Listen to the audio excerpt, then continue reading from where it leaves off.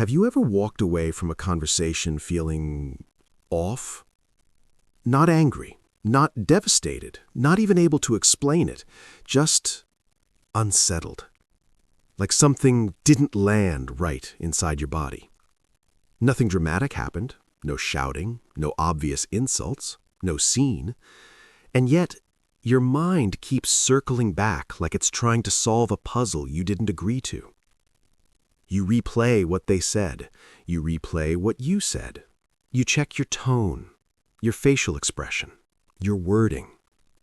And then, almost without realizing it, you start wondering something dangerous. Was it me? Did I misunderstand? Am I being too sensitive? Why do I feel guilty when nothing even happened? That moment, right there, is often the first quiet signal that you may be dealing with a narcissistic dynamic. And I want to be clear, this isn't about turning everyone into a villain.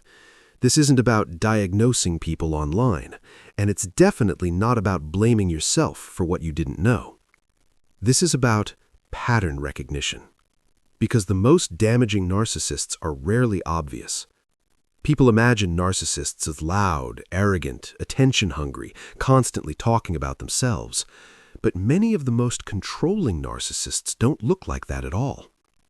They can be calm, polite, reasonable, helpful, even charming.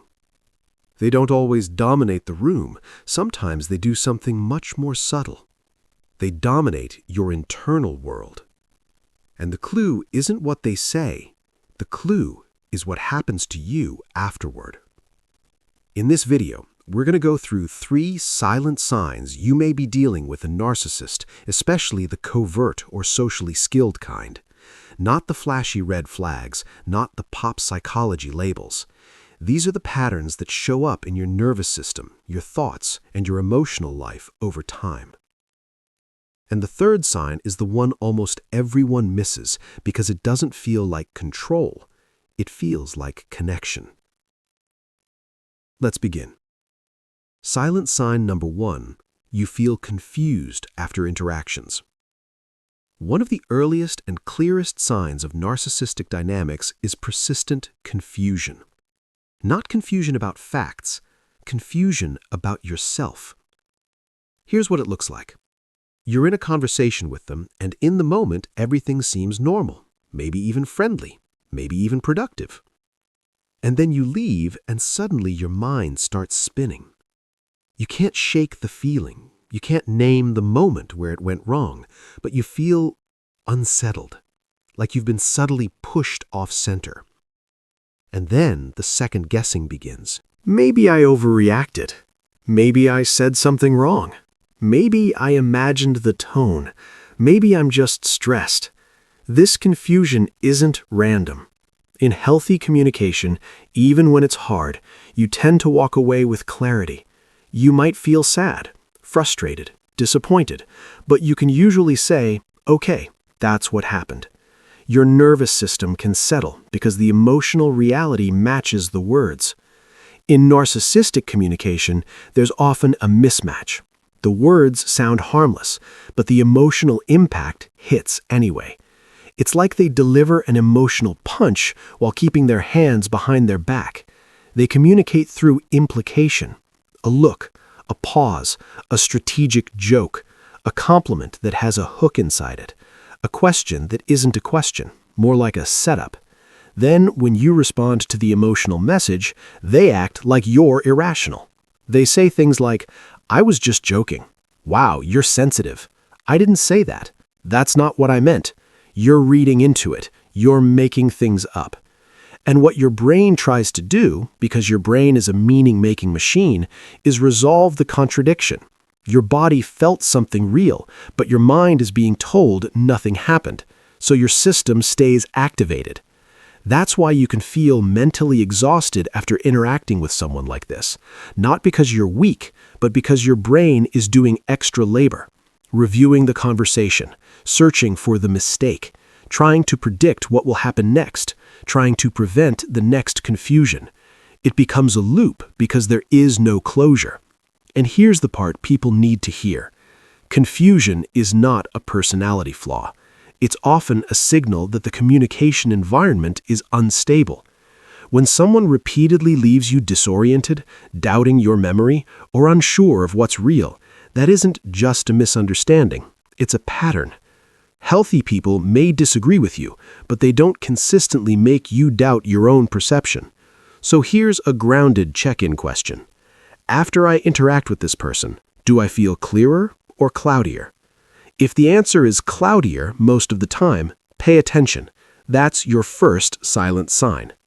Silent sign number 2, you're always adjusting yourself, and you don't even notice. The second sign is quieter. It doesn't show up as drama. It shows up as adaptation.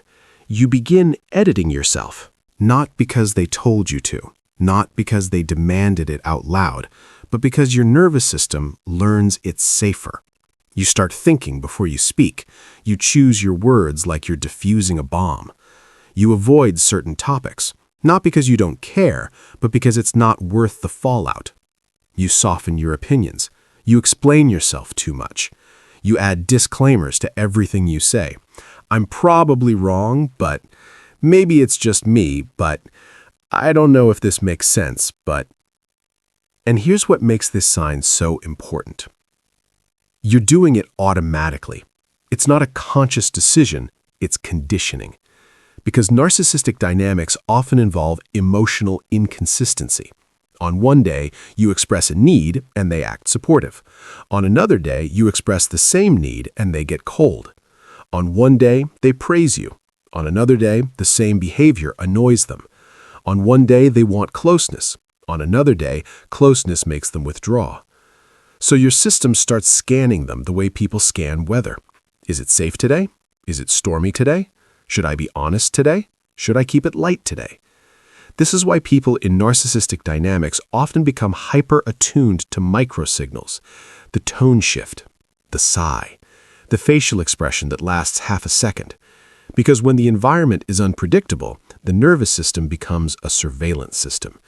And that constant monitoring has a cost.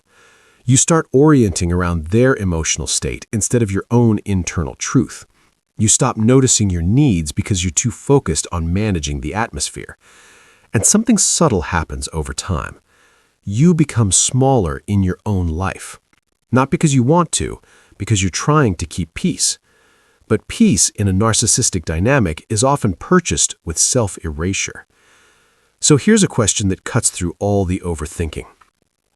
Do I feel more like myself around this person or less? In healthy relationships, you don't have to perform emotional gymnastics to maintain connection. You don't have to shrink to stay close. You don't have to rehearse your sentences like you're in court. Yes, you might compromise. Yes, you might choose kindness.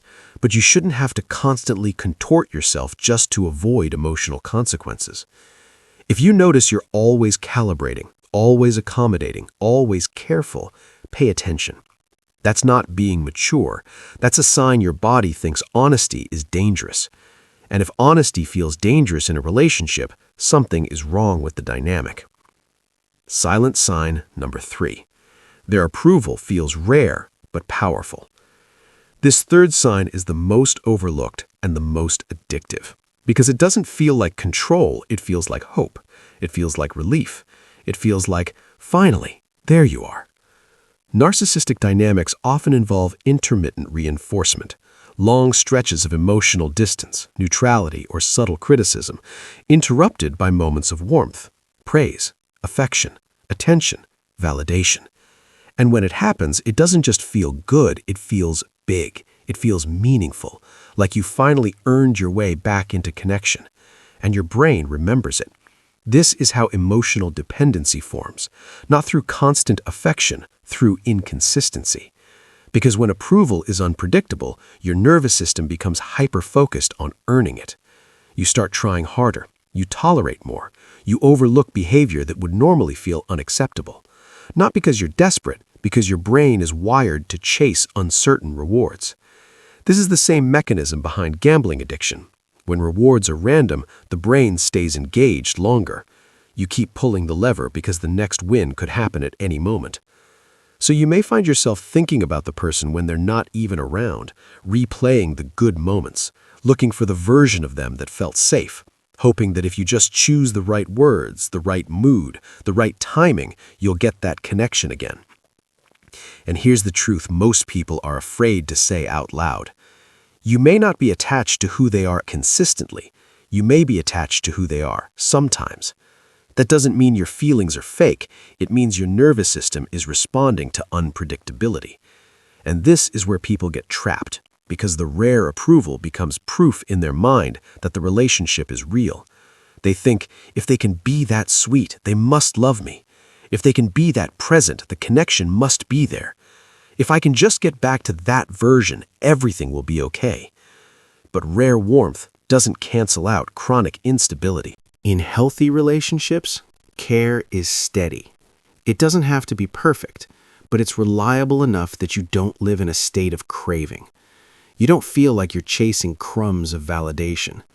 So here's a powerful check-in. Does their approval feel like a calm nourishment or like a drug that hits after withdrawal? Because if it feels like a hit, like relief, like you can finally breathe again, that's not intimacy deepening. That's conditioning. How these three signs work together, the loop. What makes narcissistic dynamics so powerful is that these signs don't exist in isolation. They stack. They reinforce each other. Confusion keeps you doubting yourself. Self-adjustment keeps you quiet. Intermittent approval keeps you invested. Together, they create a loop that can be hard to see from the inside. You feel off. You blame yourself. You try harder. You wait for approval. You get a moment of warmth. You feel relief. Then the fog returns, and the cycle resets. And because nothing is overtly abusive, you start questioning whether you're even allowed to feel uncomfortable. You are. Your body notices patterns long before your mind can label them. If you consistently feel drained, smaller, anxious, or unsettled around someone, listen to that information. It matters. Not as a dramatic accusation, as data. A gentle reality check, if you recognize yourself. If you recognize yourself in this, pause. This does not mean you're foolish. It does not mean you attracted this. It does not mean something is wrong with you. It means your nervous system adapted to a confusing emotional environment. And adaptation is what humans do, especially when the relationship matters. Especially when it's a parent, a partner, a boss, a friend group, a sibling, someone you can't easily walk away from. When your brain senses that connection is unpredictable, it will try to earn stability. That's not weakness, that's biology. But awareness changes everything. Because once you can name the pattern, you stop internalizing it. You stop asking, what's wrong with me? And you start asking, why does this dynamic feel unsafe? That shift is powerful. Because narcissistic control depends on silence. External silence, where you don't confront it, and internal silence, where you don't trust your own perception. But once you hear the pattern, you can't unhear it. What to do with this information? Practical, quiet steps. You don't need a dramatic confrontation to begin reclaiming your clarity. Start smaller. Start safer. Here are 3 quiet moves that help you regain your internal footing. 1. Start documenting patterns, not arguments. Not to build a case, but to stop your mind from rewriting reality later. Write down what happened, what was said, and how you felt afterward. Over time, patterns become undeniable. 2. Practice naming your internal truth privately, even if you can't say it to them yet. Try simple sentences. I felt dismissed. I felt anxious. I felt confused. I felt like I had to perform. This reconnects you to your own signals. 3. Notice the cost of contact. Some relationships energize you, even when they're challenging. Narcissistic dynamics often deplete you. Ask yourself, after I interact with them, do I feel more grounded or less? You're not looking for perfection. You're looking for whether your nervous system can relax, because safe connection doesn't require you to shrink. Take a breath. If you've been confused, that doesn't mean you're broken. It means your system is signaling that something doesn't add up. Confusion is not a flaw, it's a signal, and signals are meant to be listened to. So remember this: healthy people may disagree with you, but they don't repeatedly make you doubt your reality. And if someone consistently leaves you feeling foggy, careful, and hungry for approval, that isn't just communication style, that's a dynamic. And once you can see it clearly, you can start choosing yourself again, quietly, steadily, and without apology.